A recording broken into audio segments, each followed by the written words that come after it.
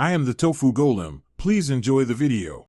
You begin by choosing a safe automation tool. Pick one that runs in the background and supports repeat taps.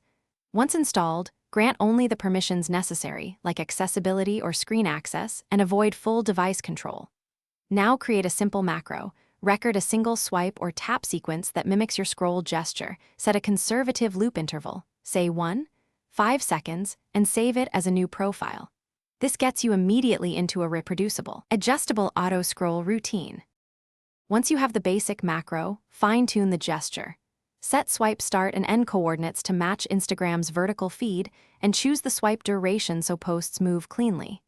Make sure to add slight randomness to intervals and touch coordinates to imitate human behavior. This reduces automated pattern detection. Then configure pause conditions, like stop on video playback or when a comment box appears, so you don't miss content. Finally, run short tests on a private view to verify smoothness and timing before full use. You're ready to run the macro for longer sessions, but monitor the first 5-10 minutes to catch hiccups. If Instagram starts throttling or showing repeated loading, pause and add longer or more variable delays. Make sure the app isn't triggering excessive API calls. If gestures misalign, re-record with fresh coordinates and slightly slower swipe duration.